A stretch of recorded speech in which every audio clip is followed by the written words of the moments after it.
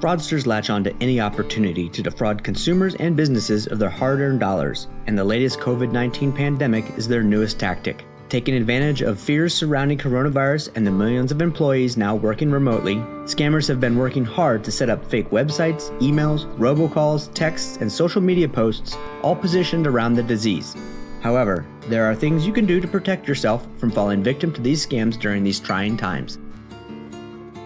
According to the FTC, scams are already circulating promoting fake COVID-19 tests and unproven remedies, illegitimate charities for impacted individuals, and free government monies for those finding themselves unemployed or having to close their business. Remember, the government will not call you or email you to send you money, nor will the government ask for your social security number, tax ID, banking account information, or username and password by email or phone.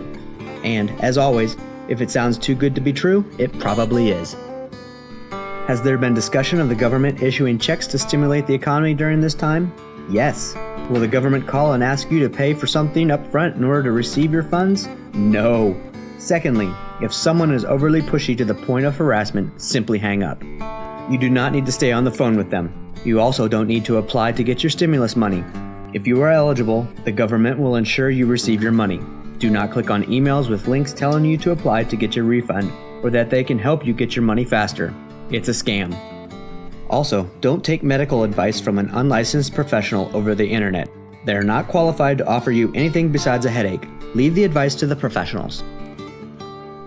We all know that one way to spot a fraudulent email is the poor grammar and spelling. However, fraudsters have gotten much more sophisticated in their wording as well as their design.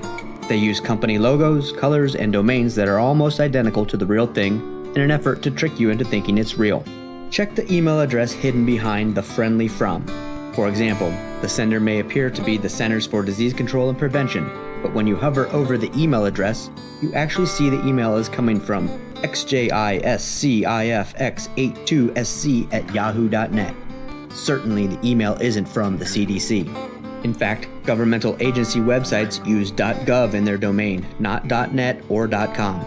They also use a secure connection, meaning the website begins with HTTPS, not HTTP. As always, don't click on any links or open any attachments. It could be a ploy to download malware onto your system. As many states are operating under work from home, stay put, or lockdown orders, employees are working from home more than ever. Criminals know this and are banking on system vulnerabilities and internal breaks in communication to facilitate fraud. It is now more important than ever to keep in touch with your boss and coworkers. If an email or request seems fishy, pick up the phone and call the person the communication supposedly came from, particularly if the request includes buying gift cards, wiring money, sending a check, or the like. And don't just call the number that called you. Find a reliable phone number by visiting their company's website directly or call a number you have used for that person in the past. Also, you may have heard that some companies are offering consumers free services or waiving late fees for a period of time. Guess what? Fraudsters have heard that too. Be wary of special offers and pushy salespeople. Call the company's headquarters or perform a simple Google search to verify the information you're being told. In fact, most companies are requiring you to call them directly. Most companies aren't actively calling people to reduce their mortgage, waive rent payments, or delay payments on a bill. They want the consumer or organization to reach out to them instead. This is also an ideal time to make sure your router, firewalls, security networks, computer programs, and mobile applications are updated. Do not use the generic passwords that come with your equipment. Criminals can buy network security codes and keys on the black market. Also, be sure to scan your device for viruses daily and install updates regularly. If you have questions, ask. Though you may not be in the office together, you can reach out to your IT department or tech team for help. One of the best defenses you can have is information.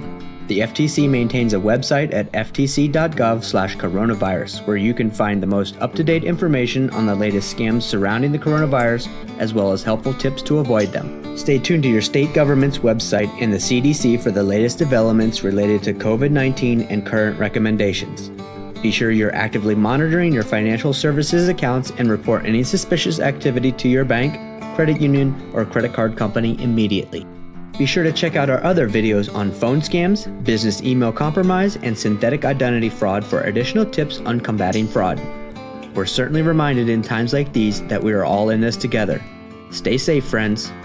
For additional information or guidance, Don't hesitate to reach out to our member support team at 800-500-0100, memserve@epcor.org, or epcor.org.